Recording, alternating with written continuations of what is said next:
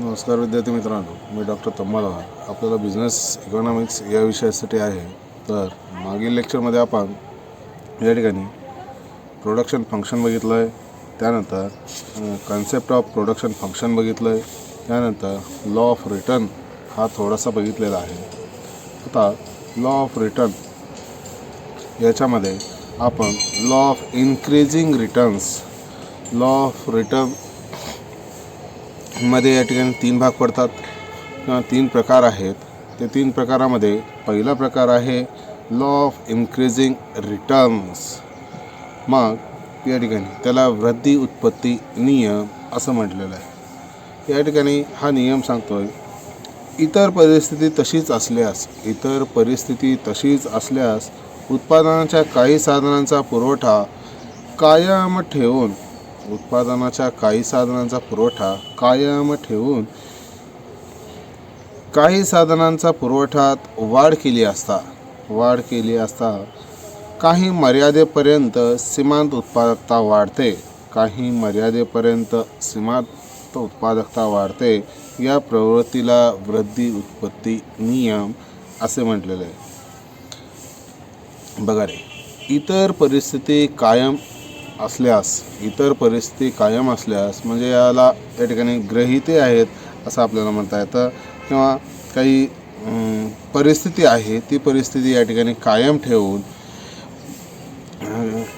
जे उत्पादनाचे साधनं आहेत त्यांचा पुरवठा या ठिकाणी कायम ठेवून, उत्पादनाच्या साधनांचा पुरवठा कायम ठेवून फक्त एका घटकामध्ये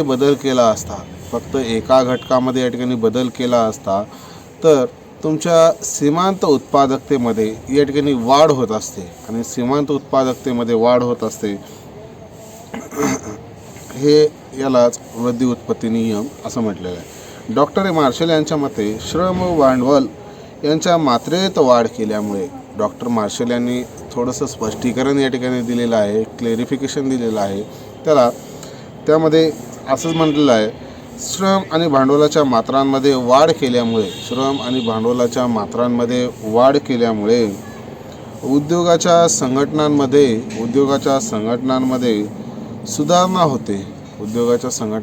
सुधारणा होते व पर्यायाने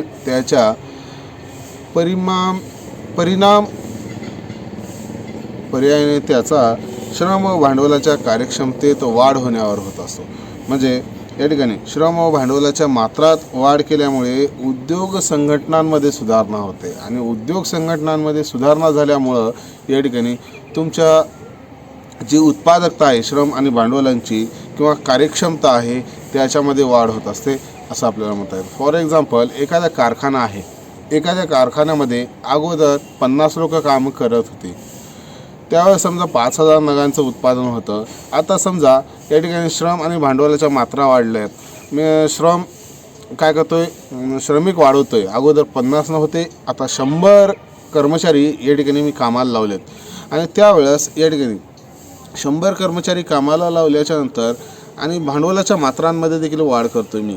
मग भांडवलाची मात्रा, अगोदर माझ्यापाशी समजा 2 मशिनीवर 50 व्यक्ती काम करत होते, आता मी 4 मशिनी आणत. आणि त्यामुळं माझ्या या ठिकाणी जी सुधारणा होते, उद्योगाच्या संघटनांमध्ये जी सुधारणा होते, त्या सुधारणांमुळे या ठिकाणी श्रम आणि भांडवलाच्या या ठिकाणी काय होईल, साधारणतः कार्यक्षमतेमध्ये वाढ होईल. आणि कार्यक्षमतेमध्ये वाढ झाल्यामुळे त्याच्या सीमांत उत्पादकतेमध्ये वाढ होईल. आणि सीमांत उत्पादकता या ठिकाणी वाढली तर या ठिकाणी वृद्धी उत्पत्ती नियम असं म्हटलेलं आहे. आता उद्योगाच्या बाबतीत श्रम आणि भांडवलाच्या मात्रा ज्या प्रमाणात वाढ केली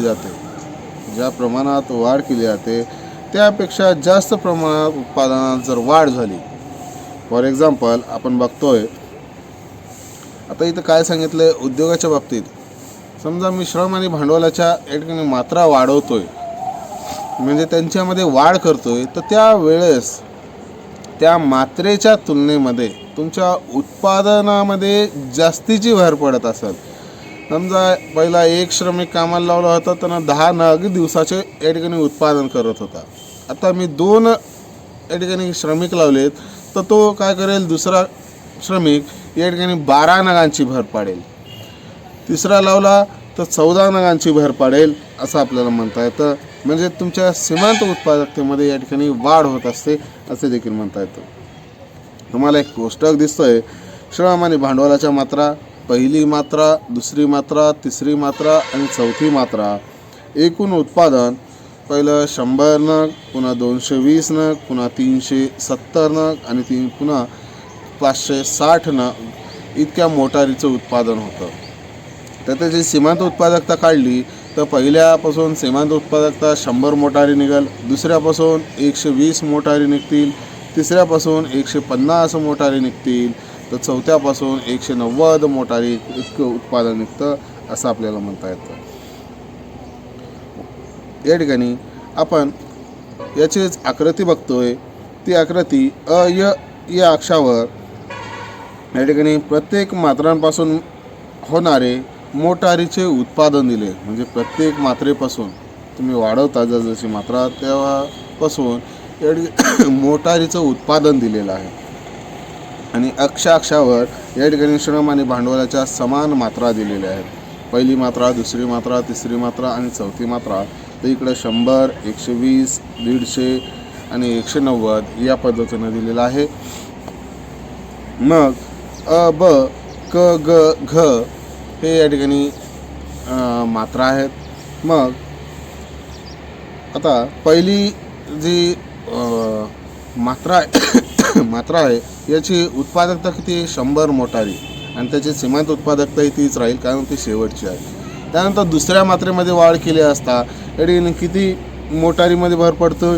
120 इतके मोटारी जास्तीच्या होतात. म्हणजे टोटल 220 आहेत आणि 120 हा दुसरी मात्रा वापरल्यामुळे या ठिकाणी म्हणून ते या ठिकाणी आपल्याला ब बिंदूमध्ये दिसतं. मग क बिंदूमध्ये दिसतंय. आणि पुन्हा तिसरी मात्रा वापरली असताना तिसऱ्या जो श्रमिक आहे समजा तो श्रमिक या ठिकाणी 150 मोटारीची या ठिकाणी भर पाडतोय असं म्हणता येतं. आणि चौथी या ठिकाणी जी मात्रा वापरतोय त्यानं 190 मोटारीची भर पाडतं या पद्धतीने या ठिकाणी. आणि म्हणून या ठिकाणी वृद्धी उत्पत्ती नियम खालून वर डावीकडून उजवीकडे या ठिकाणी वर जाणारा धनात्मक वक्र आहे असं आपल्याला म्हणता येतं. म्हणजे त्याच्या प्रत्येक पुढील मात्रेपासून मिळणारे उत्पादन हे वाढत आहे. या पद्धतीनं वृद्धी उत्पत्ती नियम आहे. आता वृद्धी उत्पत्ती नियम अंमलात येण्याचे काय कारण आहेत? का अंमलात येतं? कारण श्रमांच्या मात्रा या ठिकाणी वाढवलं की त्यानुसार तुमच्या उत्पादनामध्ये पटीमध्ये तर नाहीच, त्यापेक्षा जास्त या ठिकाणी भर पडते. त्याला वृद्धी उत्पत्ती नियम असं म्हटलेलं आहे. आता अंमलात येण्याचं पहिलं कारण या ठिकाणी उद्योग क्षेत्रामध्ये हा नियम लागू होण्याचे सर्वात महत्त्वाचं कारण काय? यंत्राचा महत्तम प्रमाणात उपयोग किंवा श्रम विभाजनाच्या तत्वाचा अवलंब केला जातो. समजा अगोदर 50 कर्मचारी होते तुमचे आणि एकाच शिफ्टमध्ये काम चालत होतं. आता 100 कर्मचारी आहेत तर मी 2 शिफ्टमध्ये काम चालू ठेवील.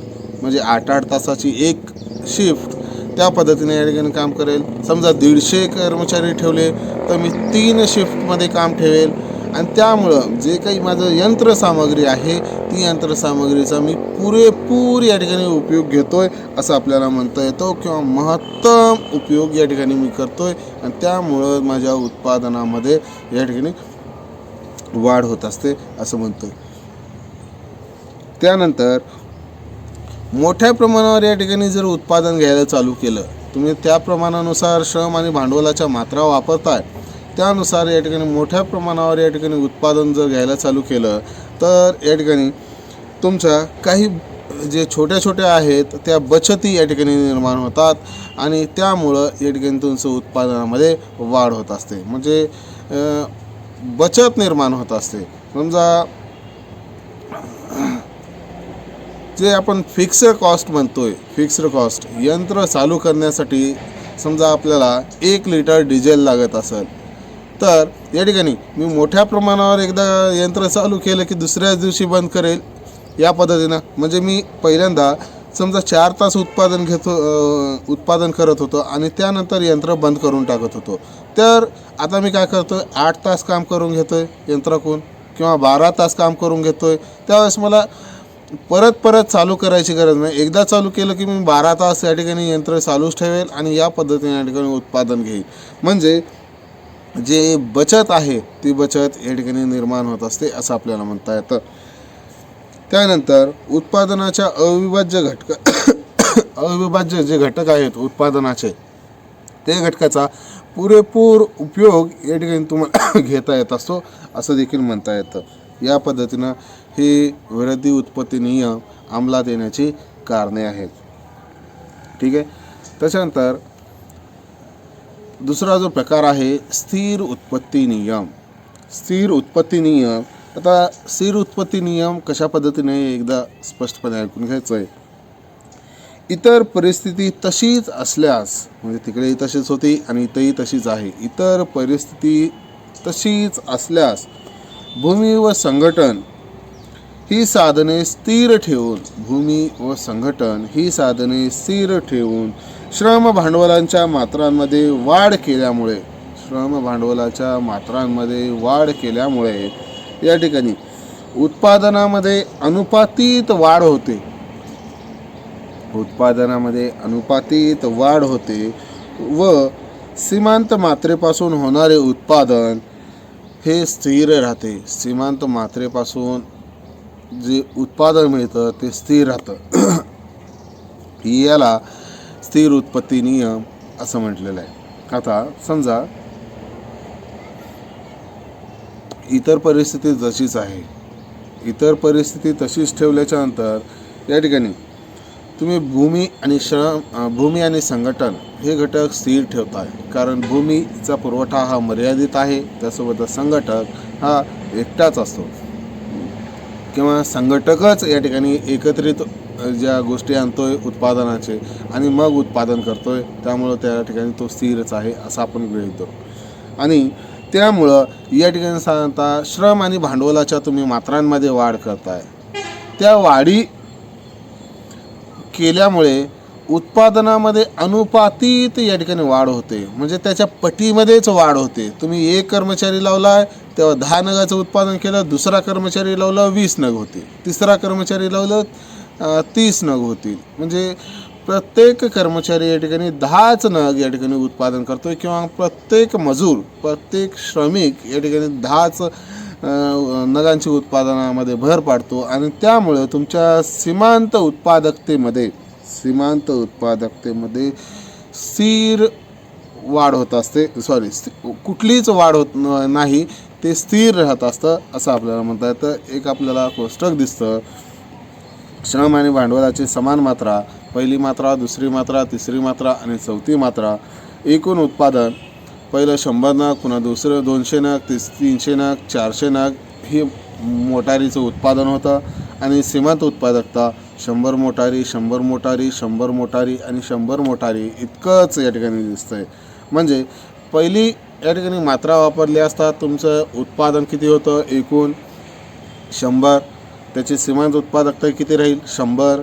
दुसरी मात्रा वापरली तर दुसरी मात्रा तुम्ही समान वापरताय, तर त्यावेळेस तुमच्या उत्पादनामध्ये या ठिकाणी काय सांगतो स्थिर उत्पत्ती नियम, अनुपातित वाढ होणे. म्हणजे अगोदर 100 होत होतं, तर आता दुसरी मात्रा वापरली की 200, आणि त्यामुळं तुमच्या सीमांत उत्पादकता ही स्थिर राहते. आता दुसऱ्या मात्रेपासून तुमची उत्पादकता किती मिळालेली, 100च.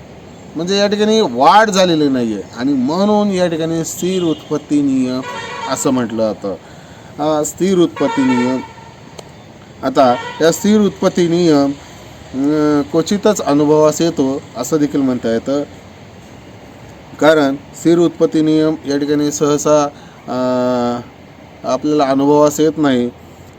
वृद्धी उत्पत्ती नियम संपून अराहसी नियम सुरू होण्यापूर्वी या ठिकाणी म्हणजे वृद्धी उत्पत्ती नियम वाढ होती सीमांत उत्पादकतेमध्ये तुमच्या, आणि नंतर या ठिकाणी थोडंसं स्थिर उत्पत्ती नियम या ठिकाणी दिसतोय आणि पुन्हा या ठिकाणी अराहसी उत्पत्ती नियम आपल्याला अनुभवास दिसतो.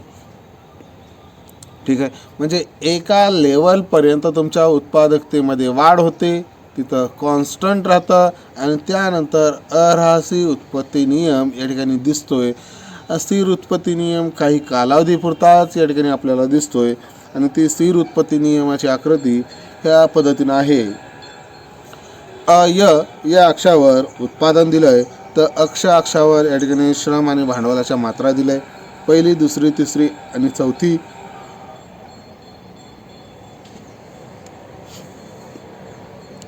या मात्रा दिलेल्या आहेत. आता या मात्रा साधारणतः श्रम आणि भांडवलाच्या सारख्याच आहेत. तर या ठिकाणी उत्पादन या ठिकाणी 80, 90, 100, 110 या पद्धतीने या ठिकाणी मोटारीचं दिले.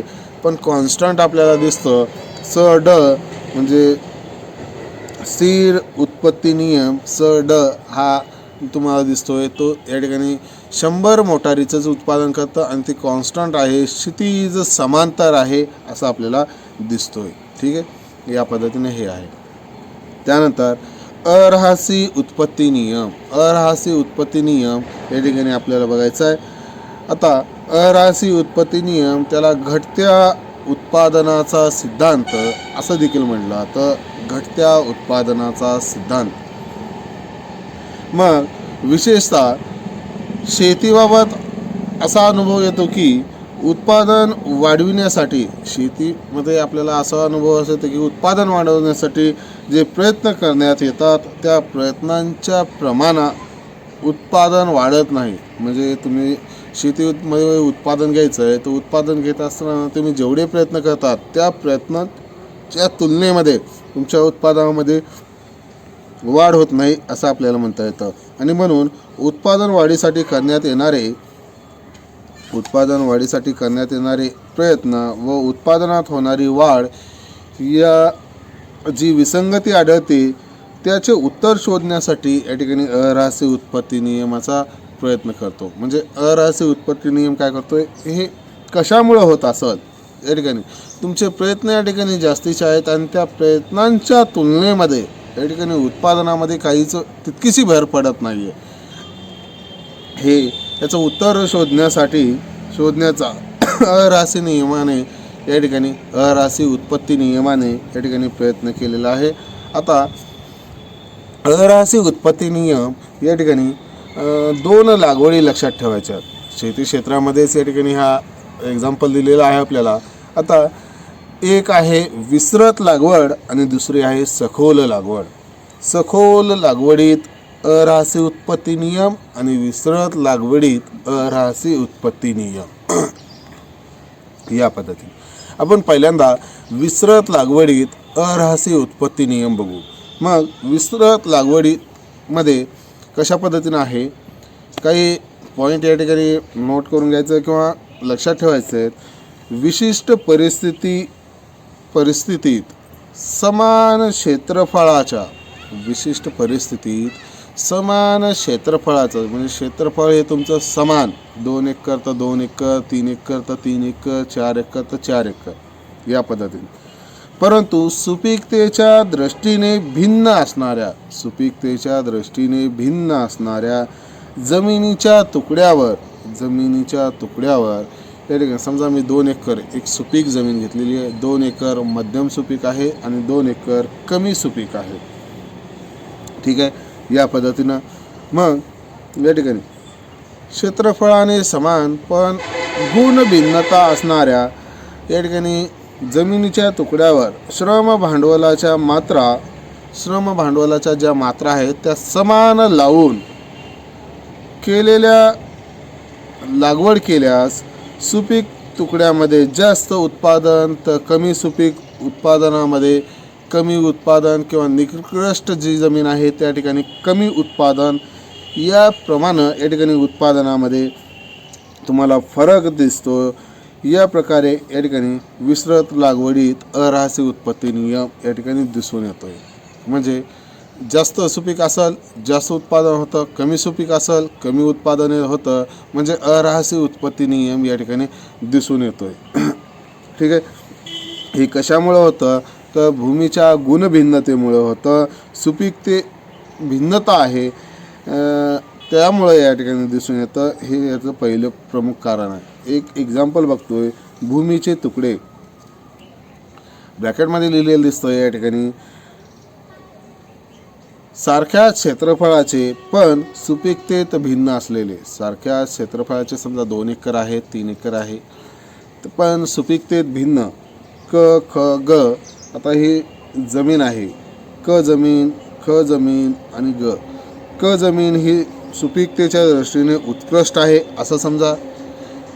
ख जमीन या ठिकाणी सुपीकतेच्या दृष्टीने मध्यम आहे, तर ग जमीन ही सुपीकतेच्या दृष्टीने कनिष्ठ आहे. तर उत्पादन या ठिकाणी दिलेलं आहे आपल्याला गव्हाचं क्विंटलमध्ये, तर 10 क्विंटल, 8 क्विंटल आणि 6 क्विंटल या पद्धतीनं आहे. आणि म्हणून या ठिकाणी तुम्हाला आकृतीमध्ये दिसतं, या ठिकाणी या अक्षावर गव्हाचे उत्पादन दिलेलं आहे, तर अक्षावर जमिनीचे तुकडे दिले, जे की भूमी दिलेली आहे, जे की क्षेत्रफळाने समान पण गुणभिन्नता या ठिकाणी दिसून येते. क ख ग या पद्धतीनं. पहिल्यांदा क जमीन आहे, आता ती जमीन 10 क्विंटल उत्पादन देतं. दुसरं ख जमीन 8 क्विंटल उत्पादन देतं. आणि तिसरं जी ग जमीन आहे ती 6 क्विंटल उत्पादन घेतं. आणि हे जे बिंदू तुम्ही जोडून घेताय ते क ख ग आ उ या अक्षरानं घेता रहस्य उत्पत्ती नियम समजा, तर तो या ठिकाणी तुम्हाला रहस्य झालेला दिसतोय. उत्पादनामध्ये कॉन्स्टंट या ठिकाणी घट होत जाते, या पद्धतीनं आहे. ही आकृती आहे आणि या आकृतीवरून खाली डावीकडून उजवीकडे उतरणारा म्हणजे ऋणात्मक आकाराचा वक्र आहे. याचा अर्थ सीमांत उत्पादकतेत घट होते, हे या ठिकाणी दिसून येत आहे. ठीक आहे, या पद्धतीनं आहे हे. सखोल लागवडीत अरहस्य उत्पत्ती नियम हे आपण नंतरच्या लेक्चरमध्ये बघू. आता आपण law of return to scale मध्ये या ठिकाणी वृद्धी उत्पत्ती नियम, स्थिर उत्पत्ती नियम आणि अरहस्य उत्पत्ती नियम बघतोय. वृद्धी उत्पत्ती नियम मध्ये काय सांगतोय, इतर परिस्थिती तशीच असल्यास उत्पादनाच्या काही साधनांचा पुरवठा हा स्थिर ठेवून किंवा कायम ठेवून एका साधनामध्ये वाढ केल्यामुळे काही मर्यादेपर्यंत तुमच्या सीमांत उत्पादकतेमध्ये वाढ होते. याला या ठिकाणी किंवा या प्रवृत्तीलाच वृद्धी उत्पत्ती नियम असं म्हटलेलं आहे. इतर परिस्थिती तशीच ठेवून उत्पादनाची जी साधनं आहेत, काही साधनं या ठिकाणी कायम ठेवायचे, स्थिर ठेवायचे आणि एका साधनामध्ये वाढ करायचे. आणि त्या साधनामुळे तुमच्या सीमांत उत्पादकतेमध्ये या ठिकाणी काही मर्यादेपर्यंत या ठिकाणी वाढ झालेली दिसते. आणि या वाढीच्या प्रवृत्तीला वृद्धी उत्पत्ती नियम असं म्हटलेलं आहे. मग या ठिकाणी डॉक्टर मार्शल यांनी श्रम आणि भांडवलाच्या मात्रांमध्ये वाढ केल्यामुळे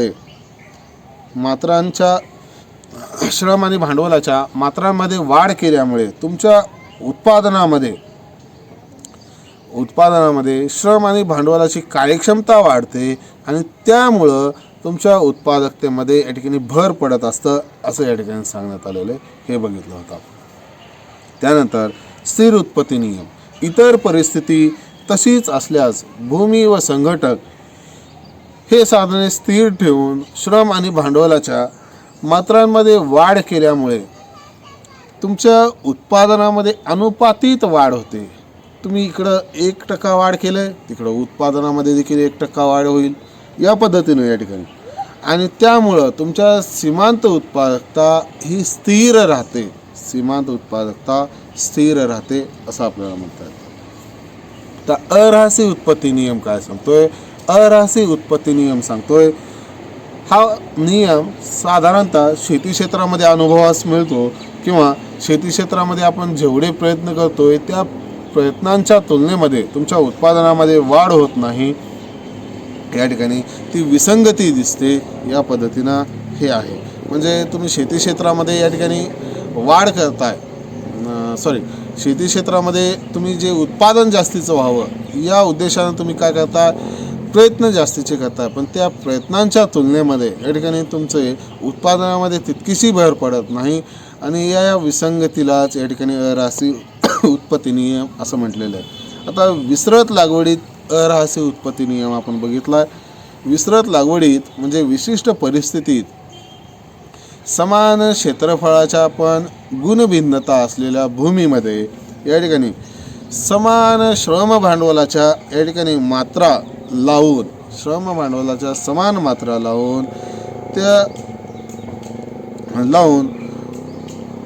जर उत्पादनामध्ये बघितलं तर या ठिकाणी सुपीक तुकड्यावर या ठिकाणी उत्पादन जास्तीचं मिळतं, तर कनिष्ठ सुपीक जमिनीमध्ये या ठिकाणी उत्पादन कमी मिळत असतं असं आपल्याला म्हणता येतं. या पद्धतीनं हे आहे. ठीक आहे. या पद्धतीनं पुढील भाग पुढच्या लेक्चरमध्ये बघायचा आहे. आणि काही अडचणी असतील तर तुम्ही प्रत्यक्षात कॉमेंट करू शकता किंवा कॉलही करू शकता. थोडंसं व्यवस्थितरित्या अभ्यासायचं आहे, कारण बिझनेस इकॉनॉमिक्स हा वाटतो तितका कानाला सोपा वाटतो, पण लिहिताना थोडासा अवघड जातं. आणि त्यामुळं थोडंसं व्यवस्थित लेक्चर ऐकायचे आणि माझ्या चॅनलला देखील सबस्क्राईब करायचं आहे. आणि जर व्यवस्थित वाटलं तर लाईकही करा. ठीक आहे. धन्यवाद.